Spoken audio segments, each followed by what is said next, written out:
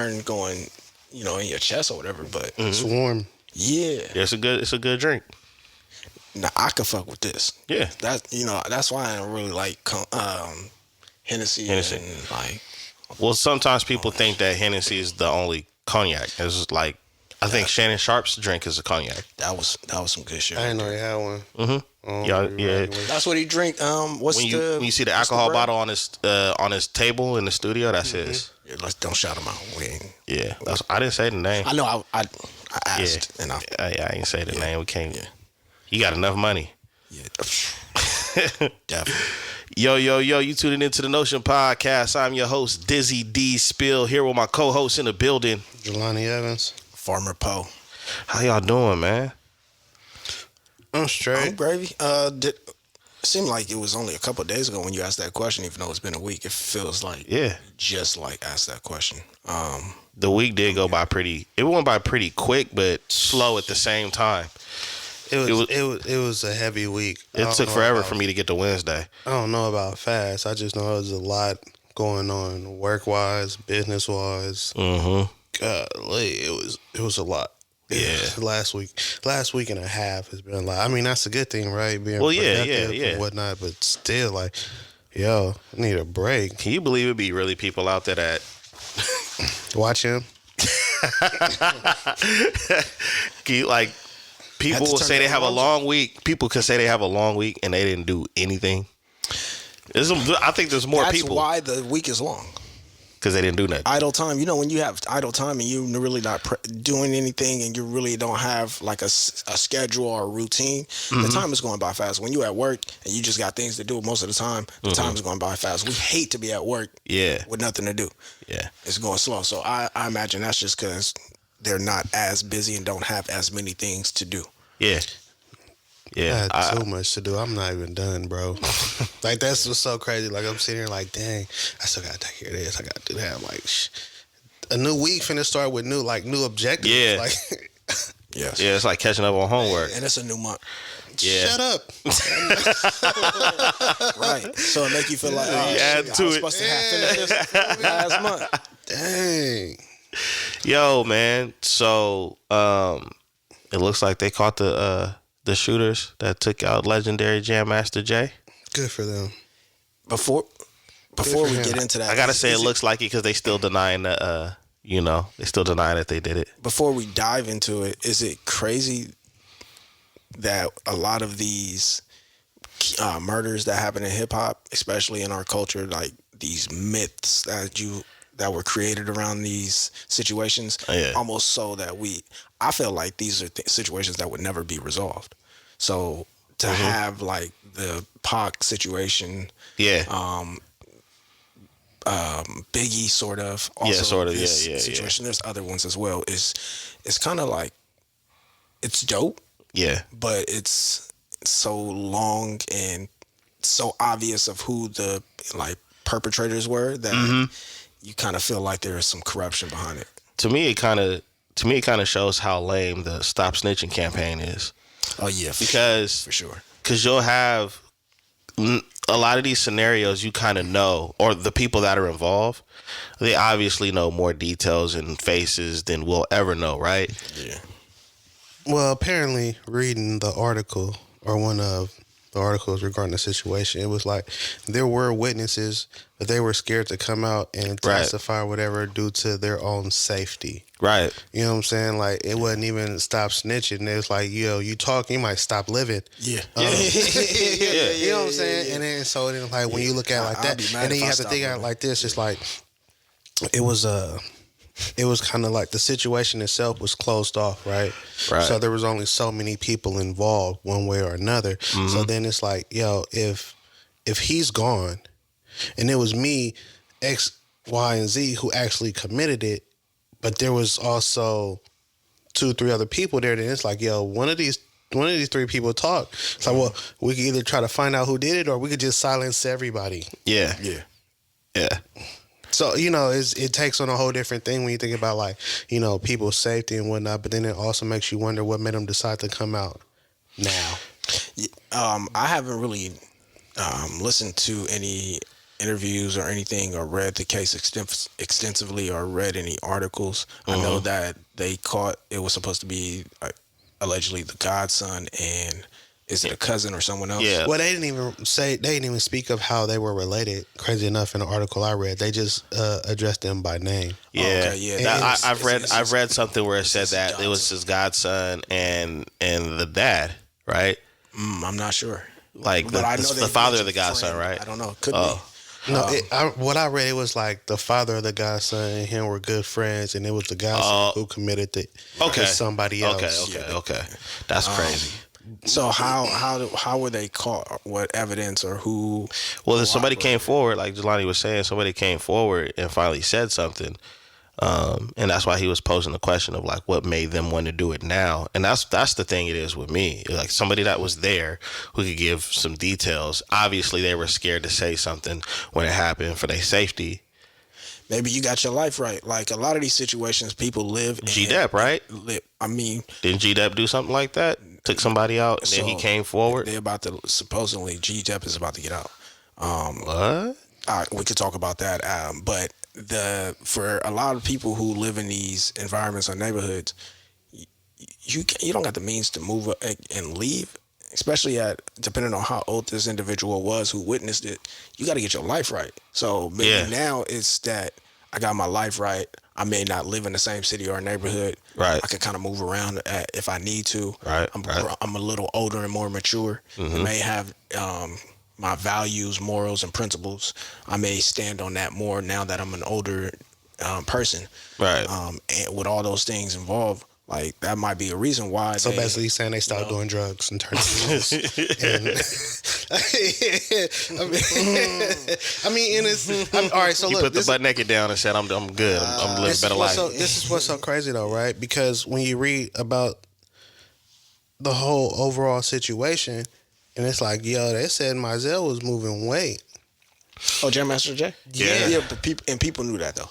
I didn't know that. Oh, you just now hearing about that? No, listen. At the time, I didn't know Jam Master Jay was involved with drugs and stuff like that. I mean, I found out when he got killed. 22 pounds. Yeah, no, he was moving. He was moving. So when he got killed, that's when I started hearing about him. What was the involvement? Yeah, that's wild though. Like then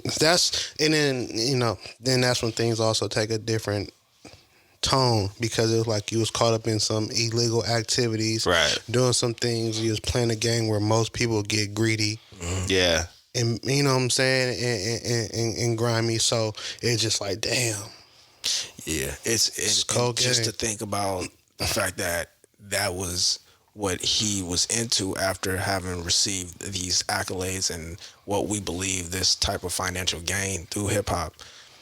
Now he in the underworld, moving pounds, getting murdered. And this is not the image whatsoever of even who he was in music. Yeah, not at all. So it's a whole kind of like juxtaposition of who he was.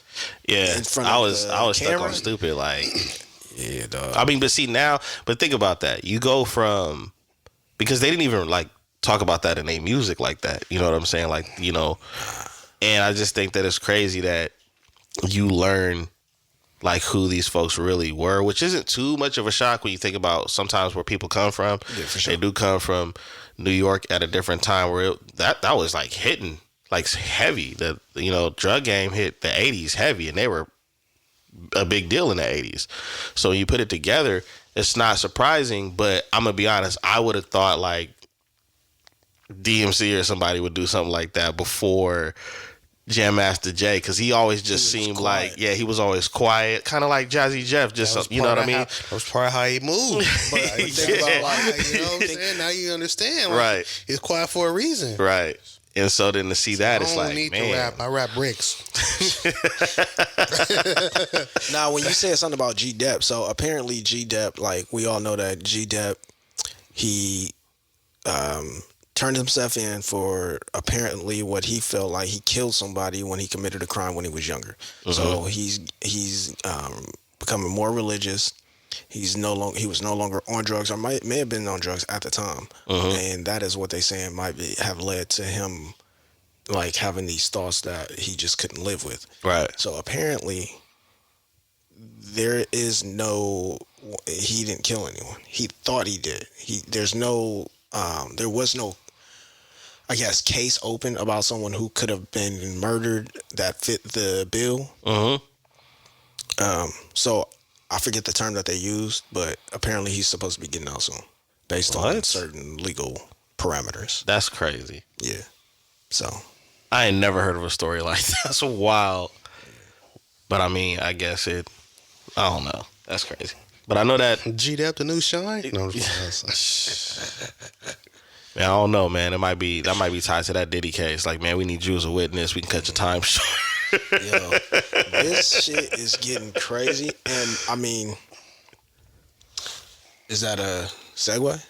No, no, we're not. No, we're not touching that. Leave that alone. Okay, I was like, let that leave be. that. Sheesh. I'm not even gonna lie. Like, golly. You see me look up at this. I did my research. Let's make sure we stick it to schedule. I'm gonna be honest. I think there's always gonna be just as stuff develop with him. There's gonna be a later day to be able to discuss whatever come out. But I mean, we're on a conversation. Murder Mook. While we talking about music. So, I don't even know if I sent. He's an idiot. You saw it? He's an idiot. Bro. See, this whole thing about it, right? All right, what did you see? Because I saw things that. Go ahead. I understand his frustration. Right. I feel where he's coming from. But shut up. Yeah.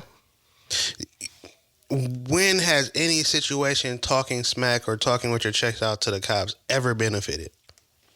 Ever. I haven't seen it for people of our hue. I'll say that. So why would you be bumping your gums? Just don't say nothing. They obviously are waiting for something, looking for something, right? So why would you give them any ammunition or frustrate them to the point of where they want to do something? Right. Just shut up, bro.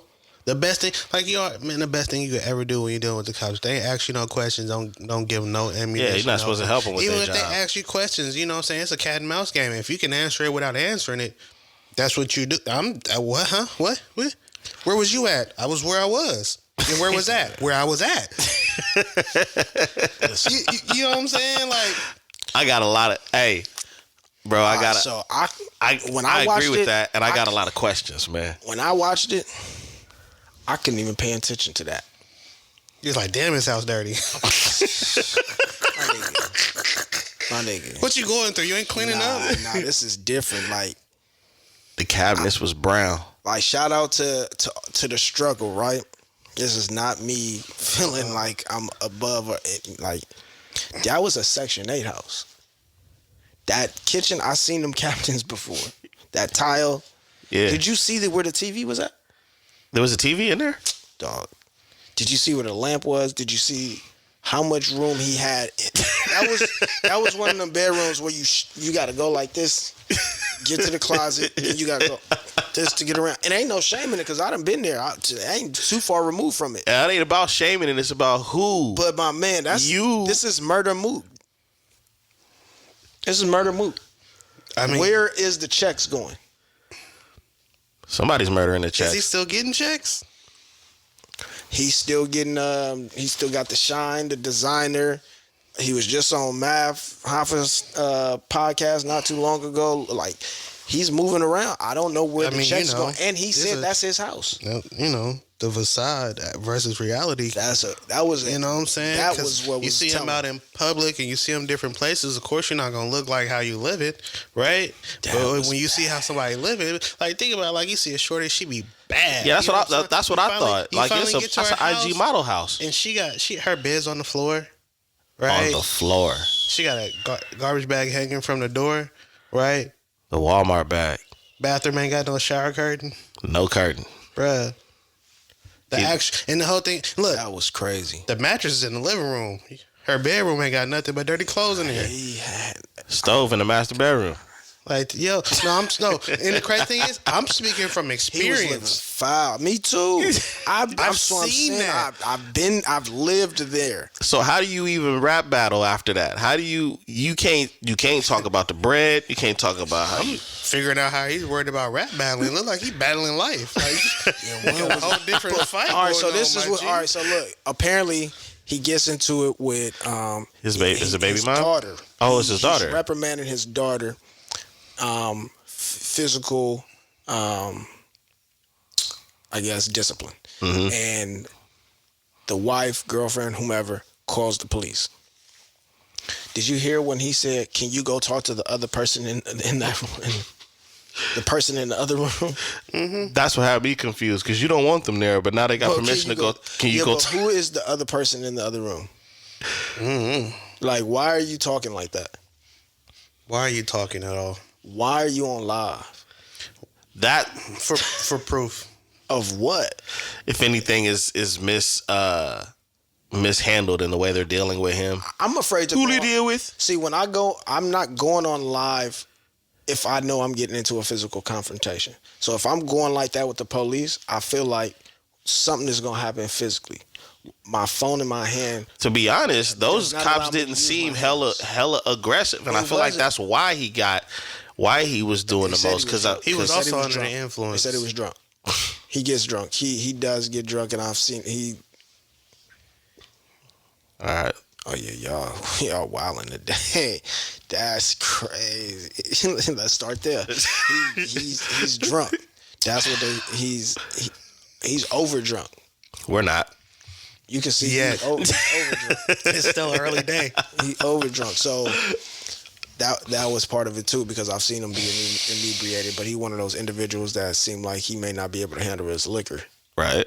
I mean, how much liquor did he have? I guess would be like, you know what I'm saying? Because I mean, you know, a shot or two, 3, you know, you lively. 5 or 6, like you like I beat up God, like, you know what I'm saying? Like, depending on how you know what I mean? Right. Like I'm gonna tell you right now. This is just a little tidbit.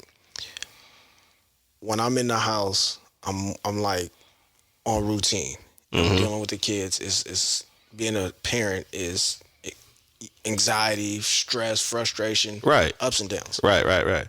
If I take any amount of liquor into my system, I damn near become a way better parent. I'm like, a lot of shit just, and I ain't saying, I'm just trying to figure out. You broke what? Why you drunk? I was going to give it to you when you got over it anyway. That's your bad.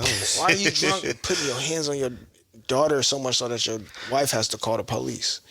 Like, overreacting. You might need to chill. Overreacting, probably. You know something?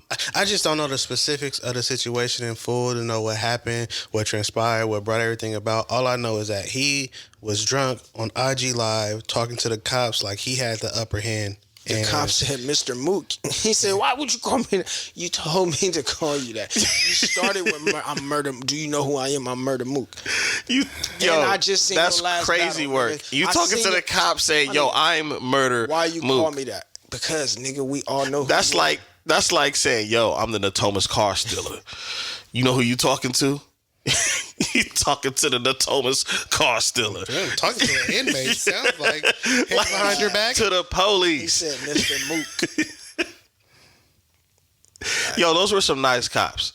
They were cool. Those were some nice cops, man. I feel like they kind of wanted to do something, especially the other two.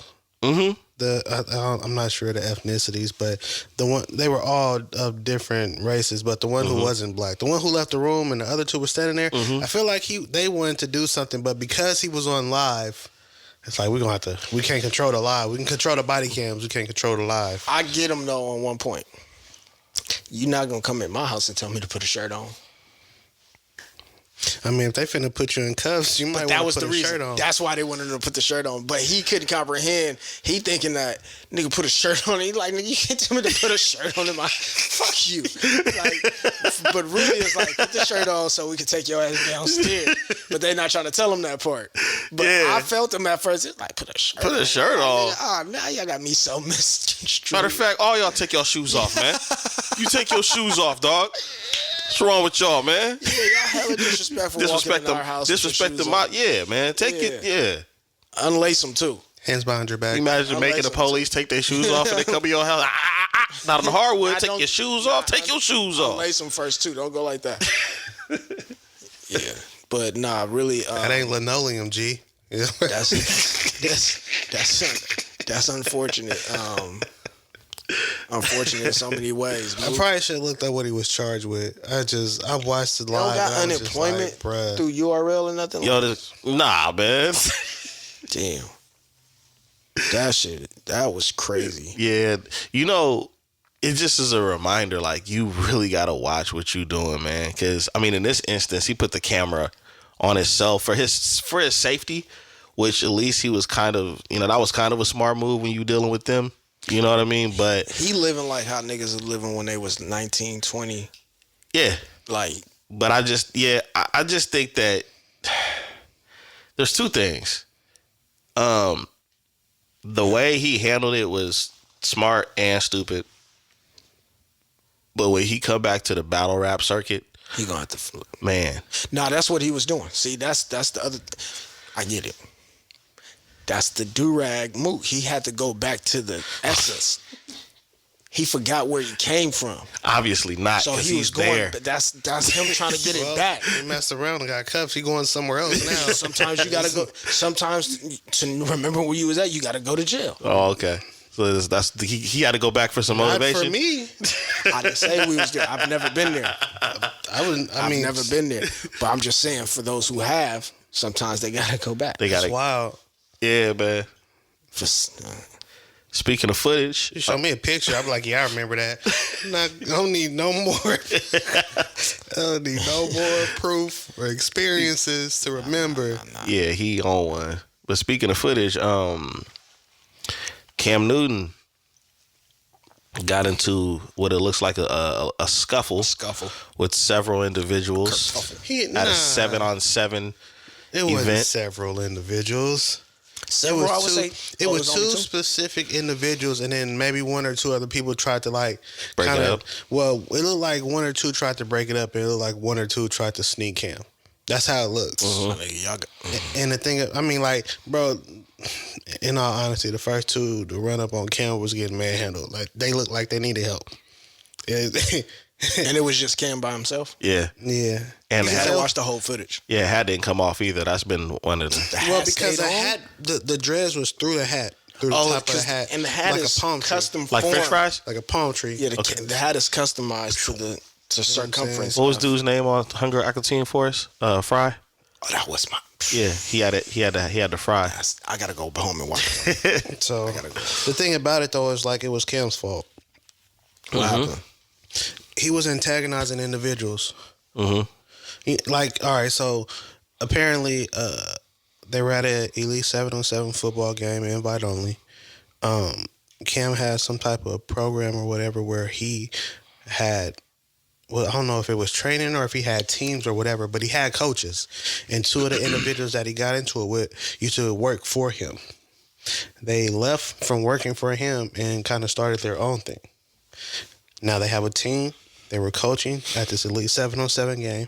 Are these the two individuals, or one of them that there was a previous video of him? I don't know. I don't know about any of that. Uh-huh. So they're down there coaching.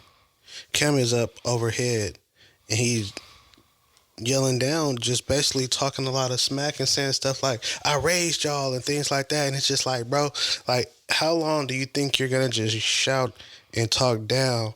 And I don't mean physically. I mean, from mental. You can't talk down to a grown man for too long and expect that to just be okay, regardless of who you are. Mm-hmm. Unless they a punk, then it's different. But apparently they weren't.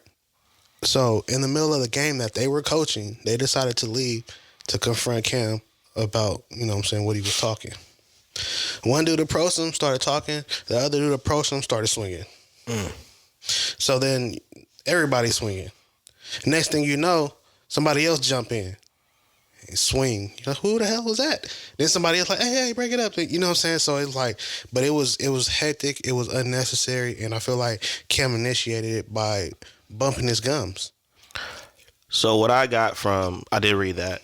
And then what I got Cam's side, because they're already doing, I guess, interviews as well. And I seen a clip of that interview. Cam did explain that like they did come up under his brand that he has, for the youth, the 7-on-7, and they all have known each other for some years.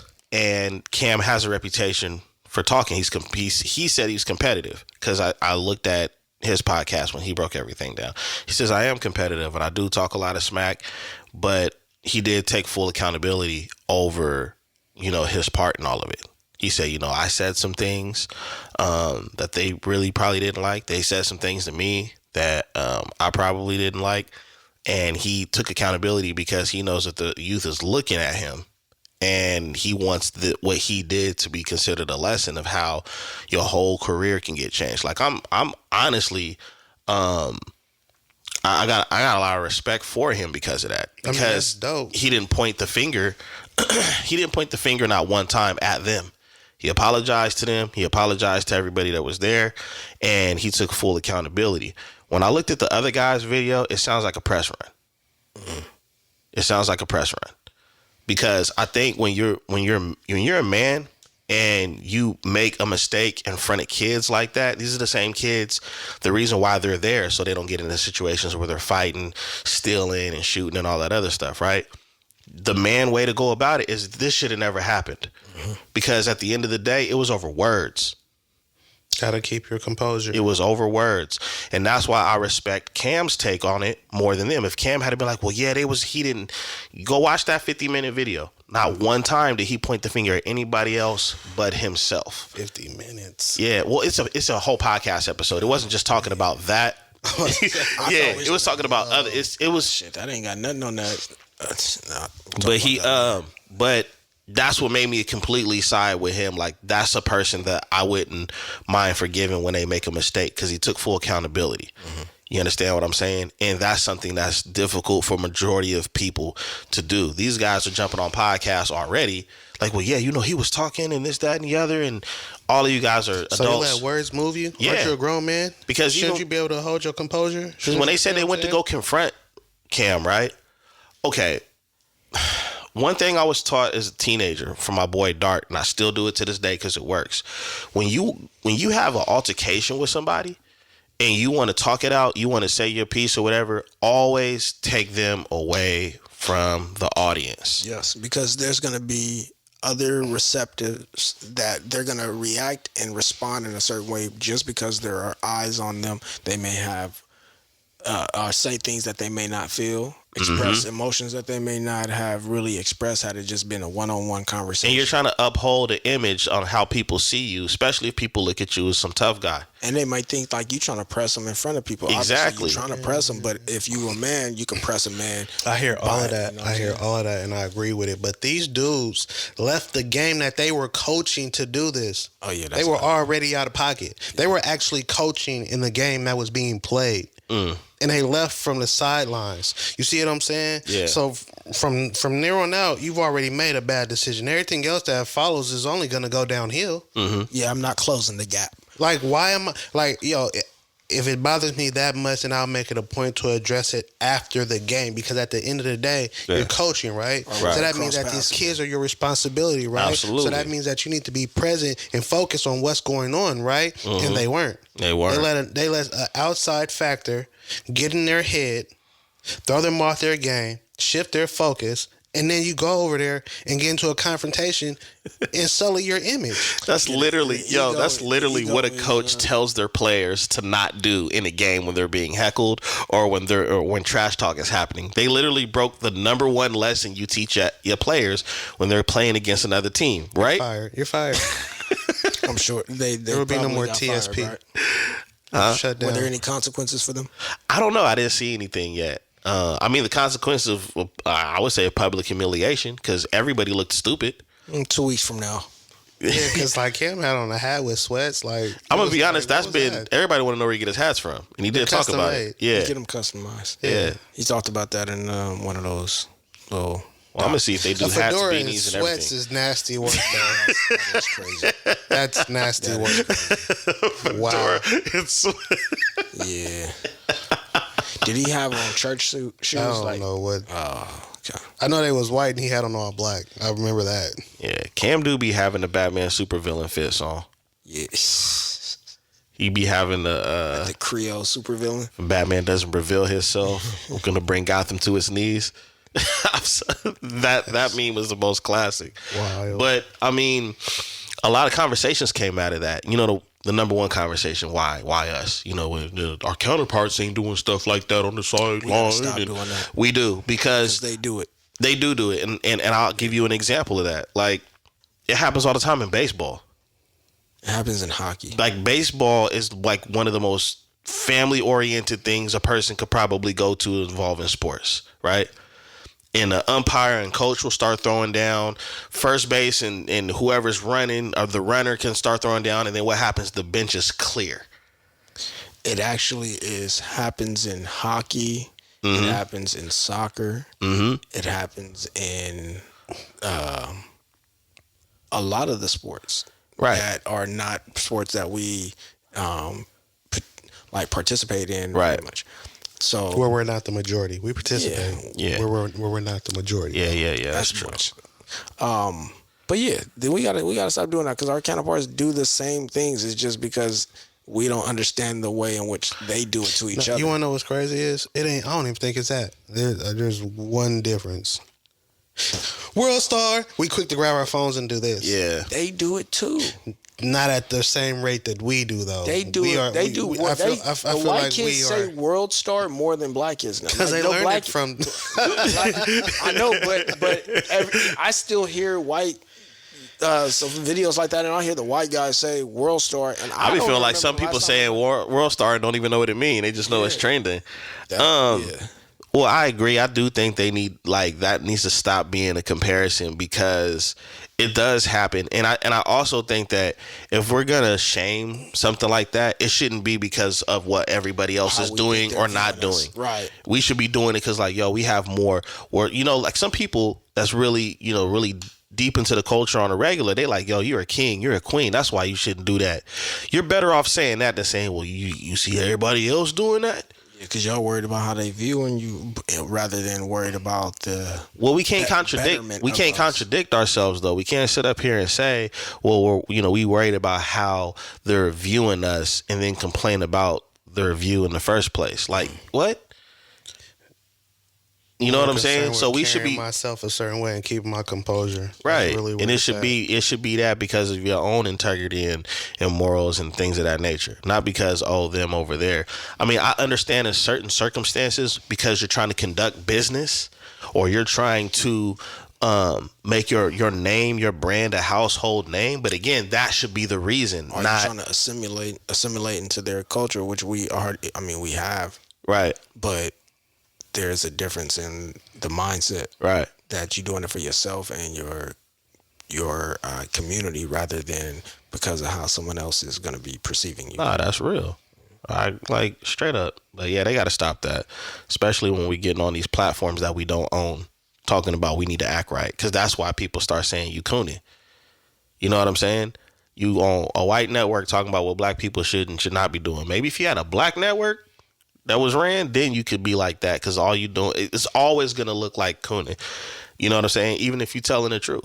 It's like you see. I don't know if it's up yet, but Candice Owens and Joe Budden sat down and had a conversation. Mm-hmm. I haven't seen that promote. I might actually tap into that. I seen that. Peter Rosenberg tapped in and had his opinion about sitting down with her and talking to her, and Candice was like, which was beautiful, but she was like, look at you, a white guy telling two black people who may have opposing views, telling them they shouldn't be talking to each other because of whatever discretion you have with her.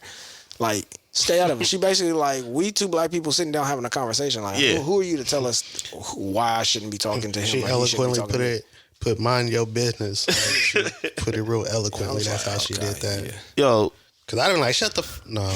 Yo, because her name got brought up, I don't 100% disagree with that woman. Nah, it's like 89%. You know what I'm saying? Hey, 11% is Yeah, I don't 100% disagree with the woman. It's not always what she says. You feel me? It's a lot of times it's her delivery, and then like you come across harsh. It's like it's not what you say, it's how you say it. You know what I'm saying? It's her delivery and her image and the way in which she speaks. So she is all in the same breath. We were just talking about perception. The perception of her is not the greatest. No, definitely not. You know what I'm saying? Especially when we're talking about people of our hue from our culture speaking on her who should be.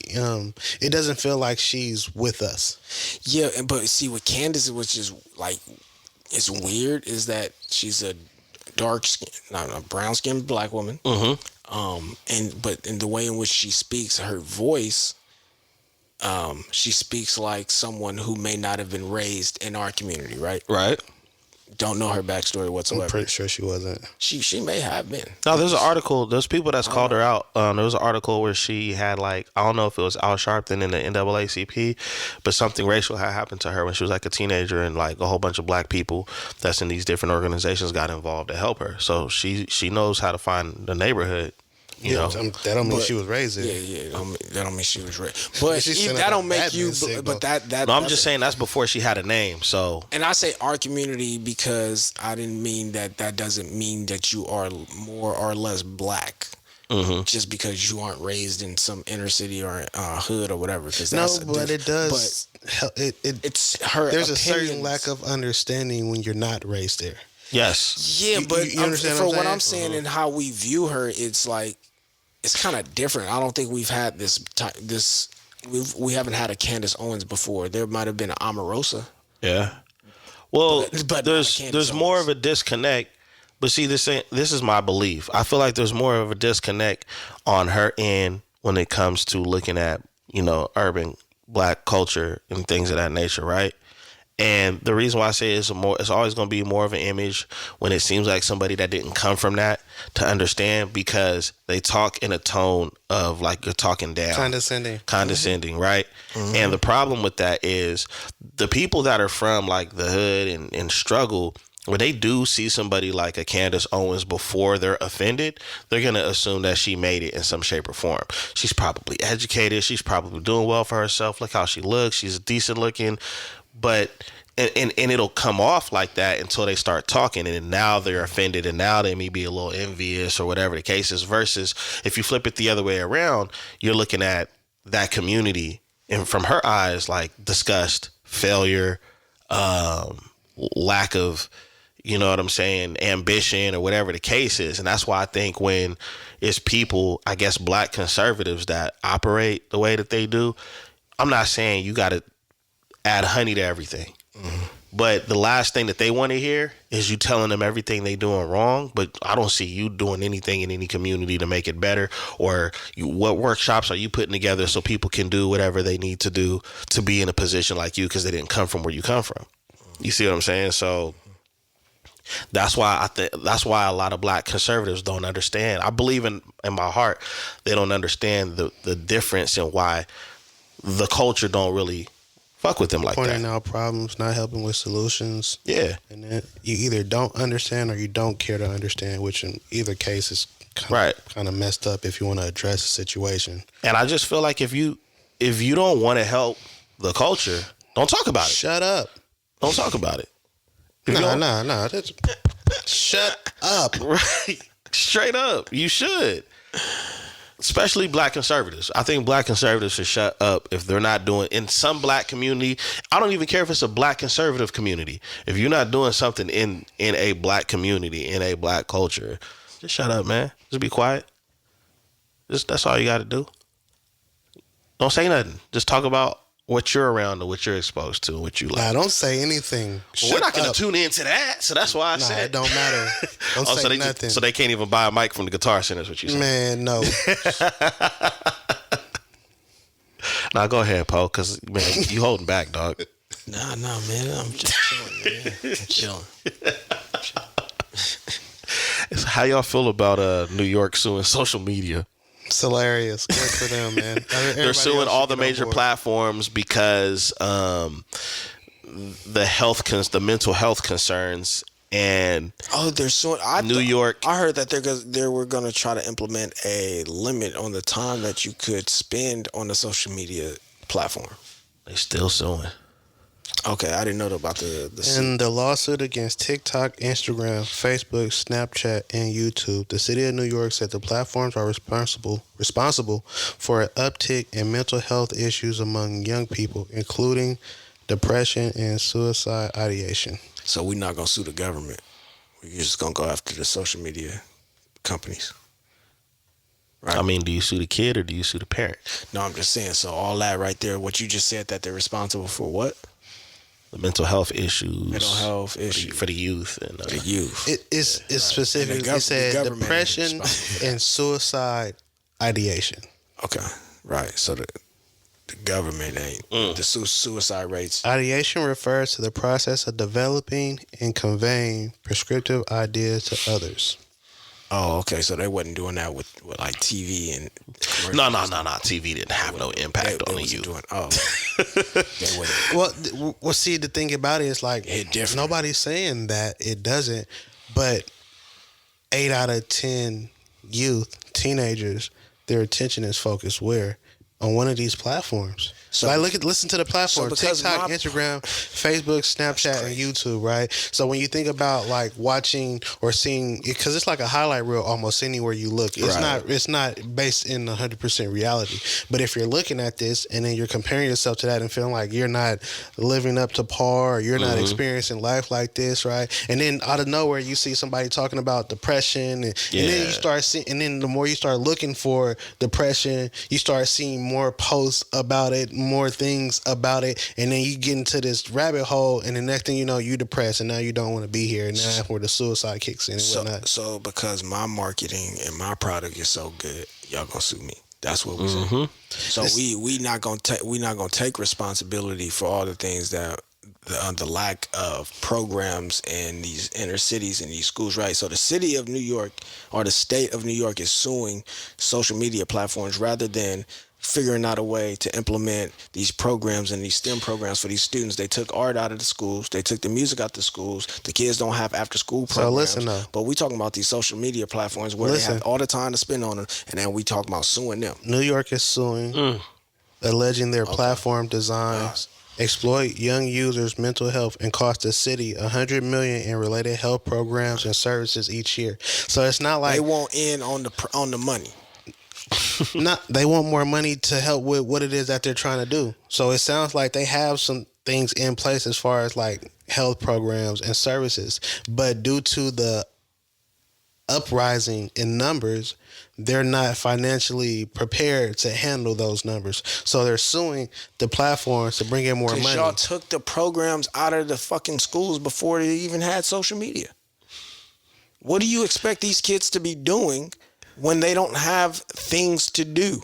You removed all of the extracurricular activities out of the schools way before there was social media. And now you're going after social media platforms who are basically just avenues for marketing, and you are going to want them to pay the bill for you to have some mental health programs available for kids when that's part of what you should have been doing way before this happened. This is like Yo, check this out. I didn't know they were suing them, bro. Check this out. I'm a bug up.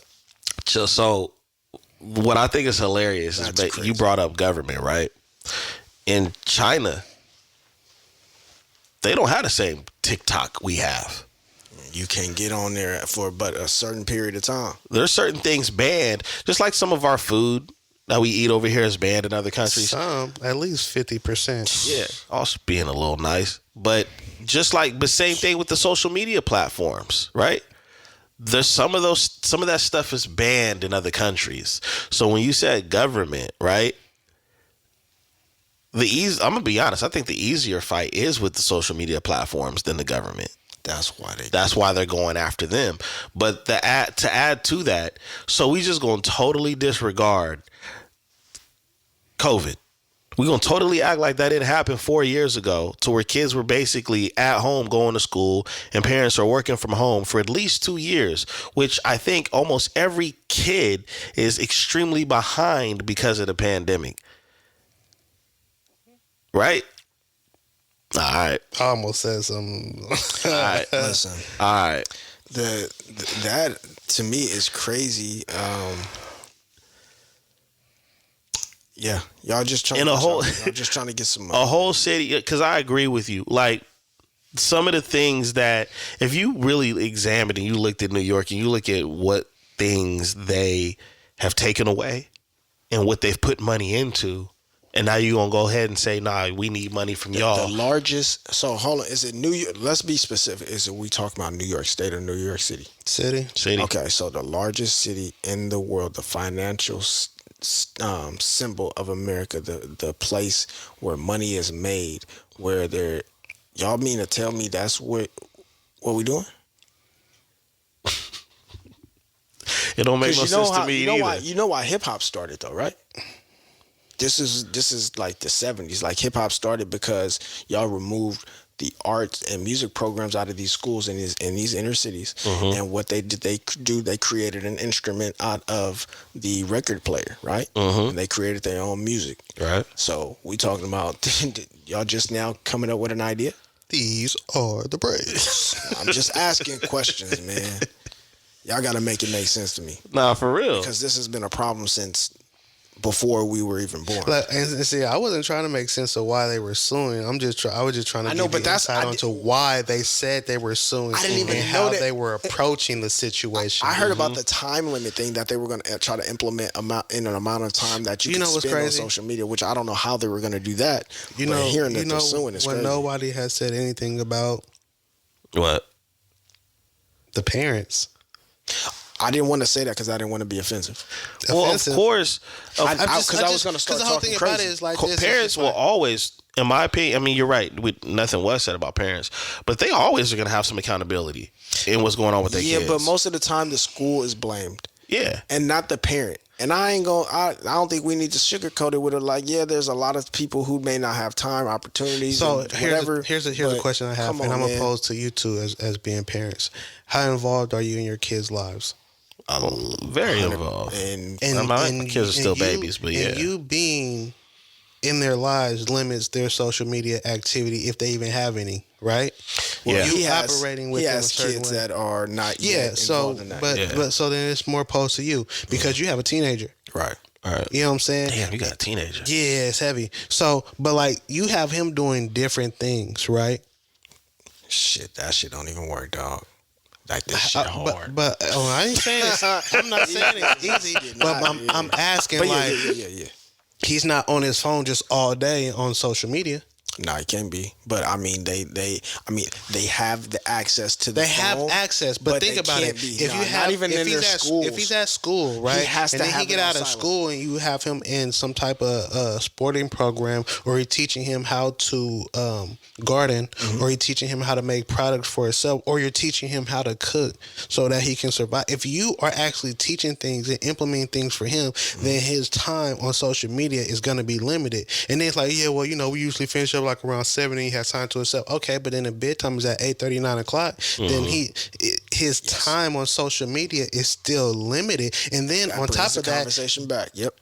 You don't have locks in place for the phone, because I know certain parents who monitor their children's phone and their social media. On your iPhone, you can actually go in there. I have settings for the Sunday through Monday, the time that the phone goes off, the apps that, how much I can set the app limit. You can set which apps you don't want them to use. You can set who they can have contact with. You can set, you can see their messages and see how much time they're spending on specific apps. You can do all of that. Now, you also are more present from a mental standpoint as far as your kids go. A lot of people are letting social media, TVs, and phones raise their children because they're working a lot or they're overwhelmed and they just don't have the mental capacity or the energy. And I understand that, but you have to be aware of at the end of the day, it comes down on you. Yeah, because what type of BS and filth and negativity are they intaking at a high rate due to them always being on their phones or watching TV? This could go down a rabbit hole like crazy, and I'm going to tell you how. When I started out and I said that all parents will always play a role. They'll always have some accountability, because I believe that, because they're not perfect. They do make decisions and they make exceptions in areas that they shouldn't, right?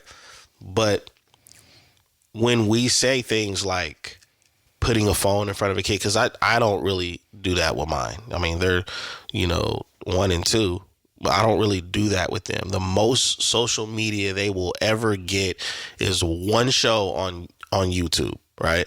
And that one show, sometimes we go the whole day where the TV's not on. So they don't even get TV every day. They just get straight interaction either with each other or doing their own thing, parallel play, whatever they want to do and stuff like that, right?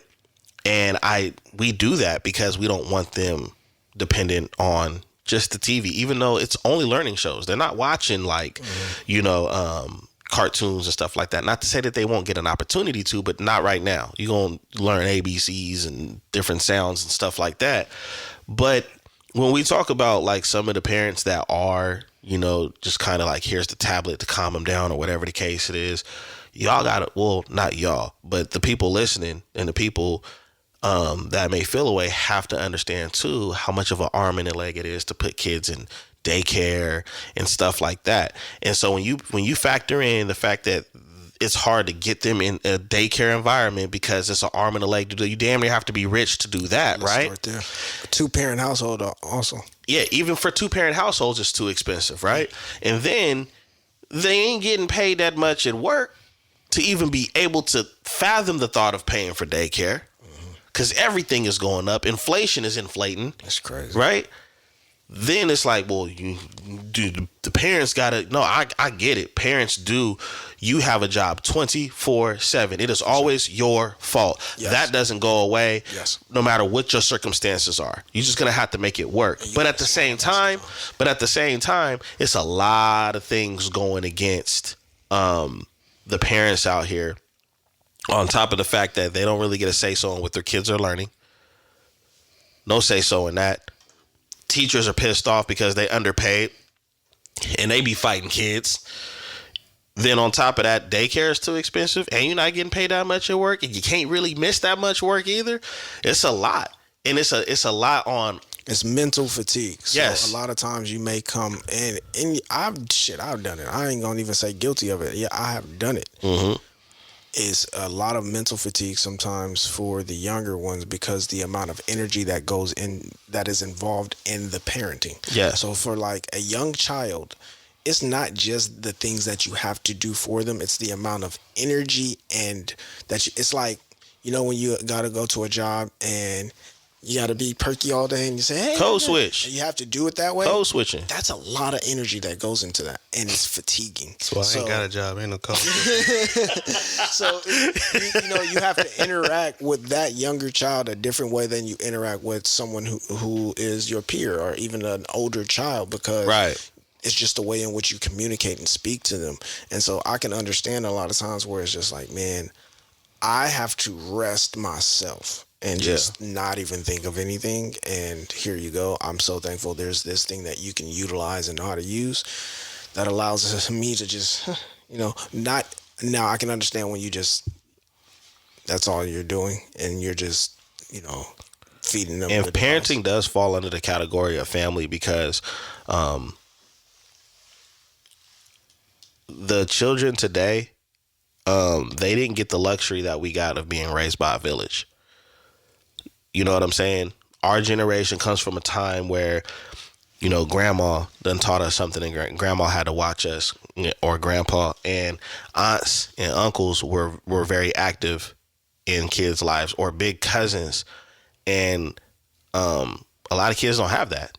Mm-hmm. A lot of these kids don't have that. We've had a conversation in a previous episode about like the big homie. You know what I'm saying? That's what's missing with a lot of these kids in the streets. There's no big homie to kind of guide them. But the same thing goes with the family. The family structure is like damn near non-existent at this point. All of that all together. Yeah. All of those things are factors. And, when I make that parent statement, or when we're talking about the parents, we're not just saying the parents and that family, because there's more people other than the parents from that family that care about these kids. Mm-hmm. And it does take I stand on that. It does take a village. It really does. Yeah, that's crazy. I'm glad I ain't got kids. It's crazy work. No, it's heavy. It's stressful. It is. And it's it ain't easy. You know what I'm saying? And that's the thing. Like, I'm not pointing the finger. I'm just saying, as a parent, though, you should be more aware. Yes. Nah. What you're saying makes a whole. I'll sound like Charleston. I say yes. Nah. Yeah. Nah. See. Yeah. No, I definitely agree with you on the aspect of like saying something to the parents when the parents need to have a lot of accountability, because I do think that they get off easy with a lot of stuff. I definitely feel like they get off easy with a lot of stuff. And we see that, unfortunately, on social media, where just because somebody's a parent or just because somebody's a mom or whatever the case is, we're going to disregard bad choices and, you know what I'm saying, or bad behavior. And it doesn't work like that. You know what I'm saying? It doesn't. So that's why, again, I made that statement of they're always, no matter what the situation is, they always going to take a piece of that accountability, whether they agree with it or not, when it comes to some of the things that go on with their kids. That's just the way it is. That's what we signed up for. A lot of parents don't know you sign up for the blame. Yeah, for me, you sign up for the blame. It's hard, and it's a lot of shit that might be on your plate. It might be life experiences. It's all of that, and it can be understood. But at the end of the day, it just means that you have to improve if you want success and better. And I ain't saying it's always going to be easy, because it's hard as hell. No matter what, like how much you may try, it still may not end up with the results that you want.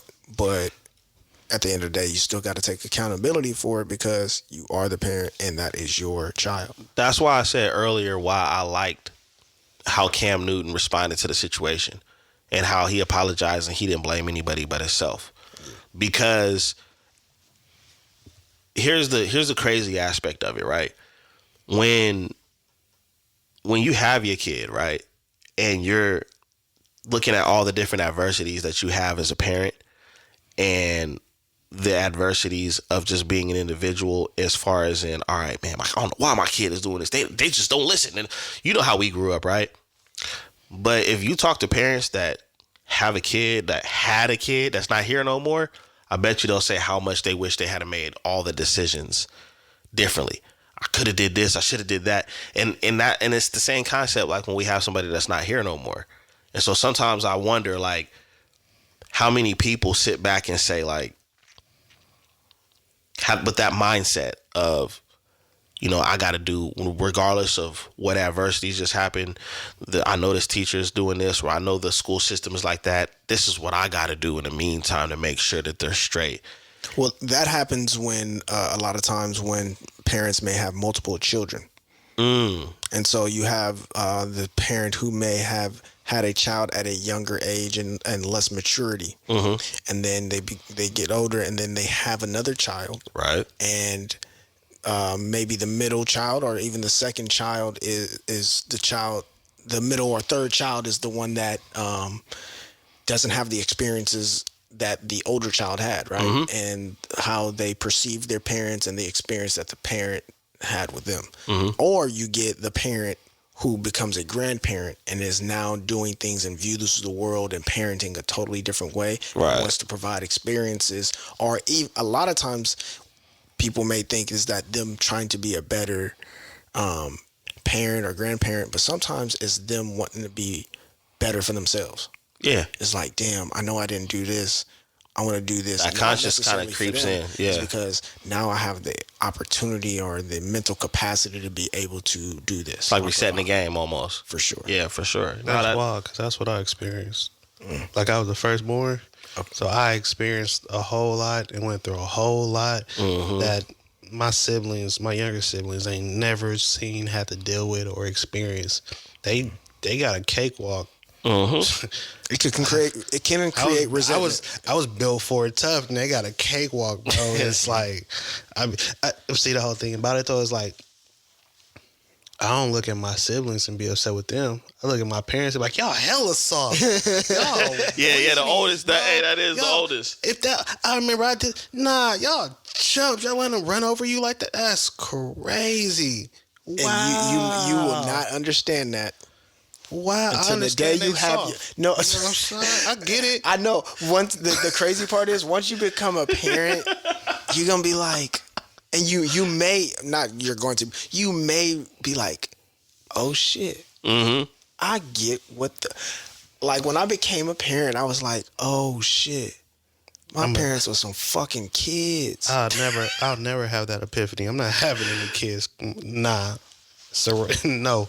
You said your kicks was your kids. Yeah, that's about it. So you're gonna be Uncle Jelani okay. Forever. Yeah. All right. And I treat every kick better than the last pair. Listen, you gonna always be the favorite uncle and everything. You ain't got no, you can send them back.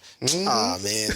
Nah, but look, like I definitely understood my parents a lot more as I became a child because I had my son the same age that my mom had me. Okay. Yes, I mean it's eye opening when you actually go through the experience because like even looking back, like me and Spill have had the conversations like, you know, what our parents didn't tell us or didn't teach us, but then understanding it's like, yo, they were young and they didn't know what they didn't know. All they knew was they had to make a way. And they did that the best way they could with what they had, not knowing that there was more to be had. You get what I'm saying? So then when you become like you can't even hold certain stuff against them, you're like, yo, they just didn't know. They didn't have the resources or the opportunities weren't available or the knowledge wasn't being put out there like that. They just did the best they could with what they had. Especially when you have similar relationship experiences as your parents had, then you can kind of understand the decisions that they made. You know one of the things that I learned is like some of these, because these are all like major points that I agree with. I also think about the dynamic between black parents and their kids, right? And a lot of times, if the communication, and this falls on parents, if the communication was a little bit better, more patient, and more detailed, then I wonder how much miscommunication will be later on. For example, when we get older, we look at what our parents did, right? And we're like, dang, man, like they did do this, that, and the other. But then we also have our moments like, wait, hold on. That didn't make no sense. That didn't make no sense and this, that. And why would you even do this? And I just think that like when you have better communication with your kids, when you're talking to them, you're saying, listen, this is why I don't want you doing this, regardless of how it may sound. Giving an explanation behind the instead decision. of saying, because I said so. That's our... Listen. It's crazy because like there was a high level of communication between me and my moms, like always. Okay. Like there wasn't really anything I was ever scared to ask her about. So I remember, bro, this is so crazy. We was teenagers, and my mom's sitting on the porch, and we had been having this conversation, and we walk up to mom's, and I asked mom. Now, the conversation was relating to oral sex. So when I asked my mom, my boys was like, yo, what the nigga, why would you? I'm sure she knows. She has some type of idea. She's an adult.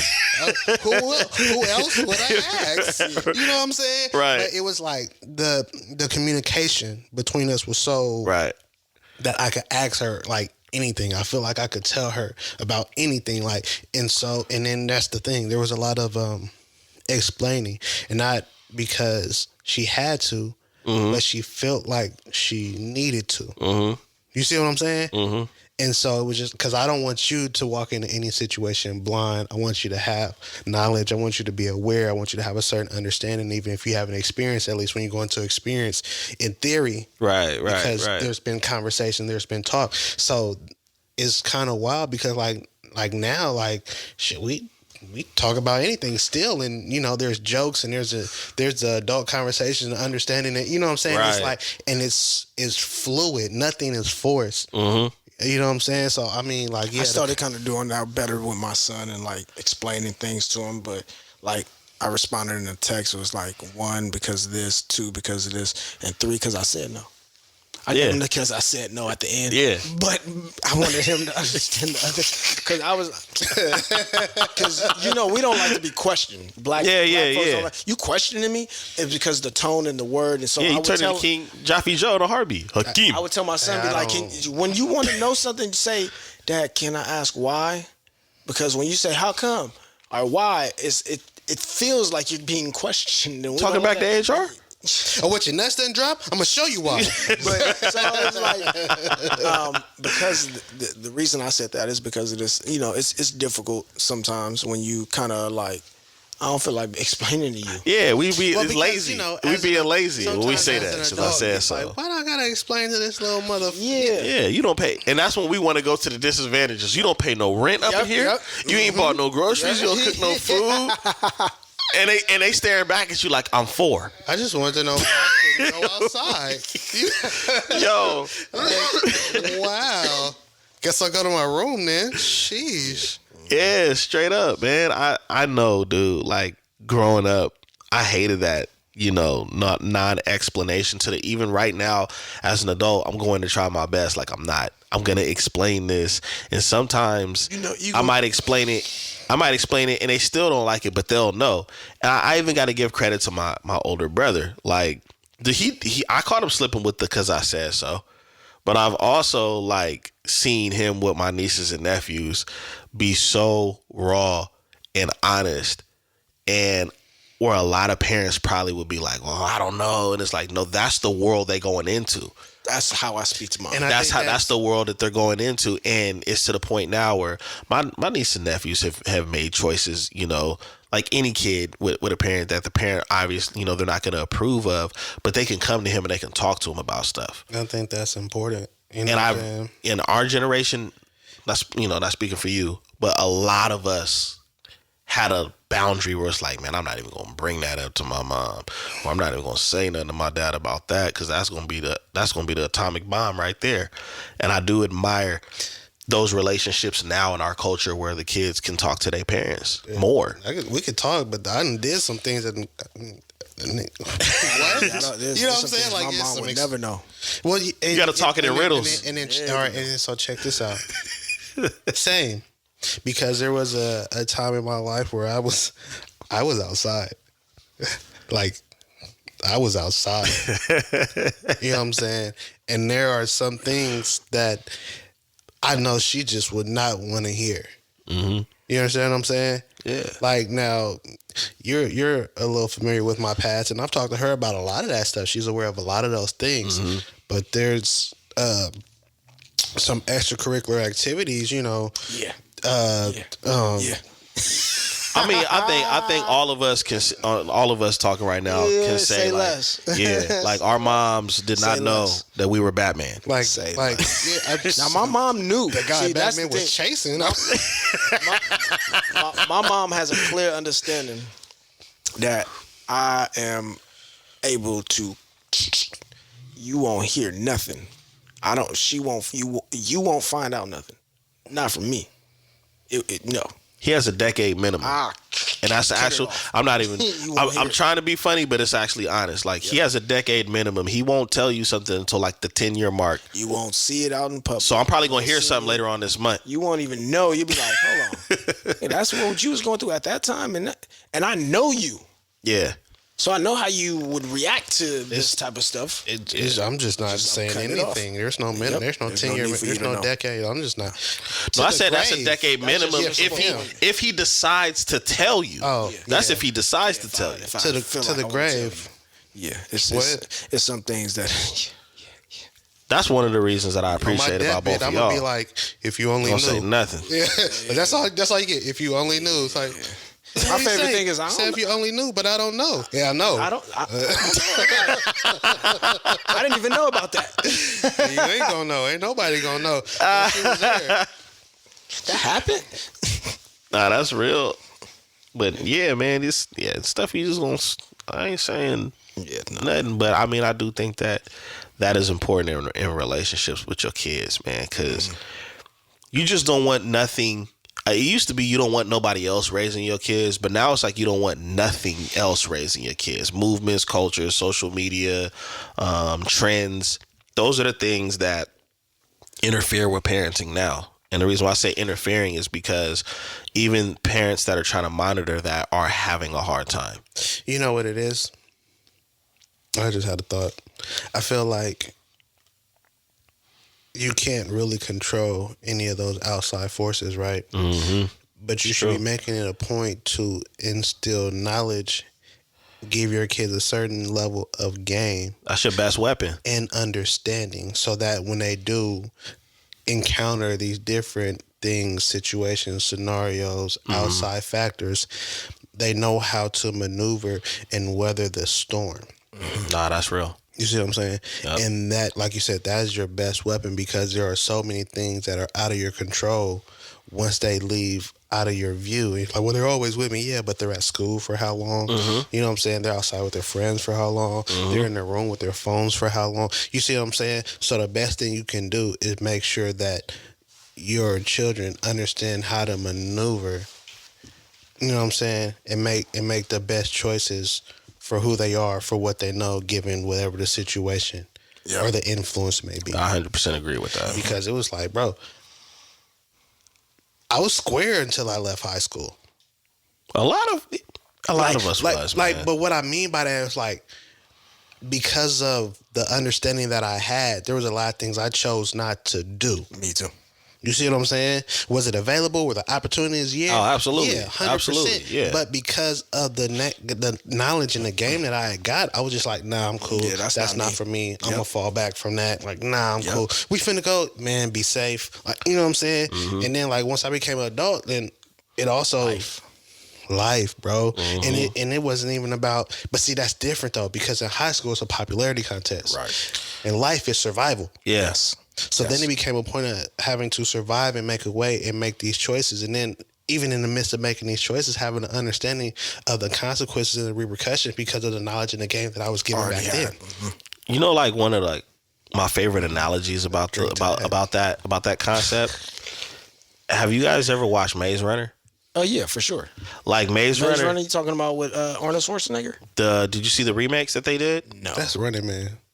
It is Running Man. What I liked about Maze Runner is damn, it was Running Man, huh? Yeah, but what I liked about Maze Runner is, like, you know, they all wake up in this little area that they got to survive in. Oh no, I haven't seen that. I know what you're talking about. You know, these young teenagers and kids, right? And they're fighting for their life in just that little protected area, and then they break out. And they find out, like, for a minute that they're kind of like a case study, and then they break out of that, and now they're in the real world. It's just 3 movies. And so they think that what they're going through, like teenagers think that what they're going through in high school is the end of the world. And then they get out to the real world, and then they're like, oh, I don't go to the principal's office. They just write me a ticket. You know what I'm saying? Or they take my I don't get suspended from school. I go to jail. That's the difference. You know what I'm saying? And that was kind of like the analogy how I looked at the Maze Runner thing, because every movie was like, oh yeah, I mean, you thought that was something? Nah, this is what it really is.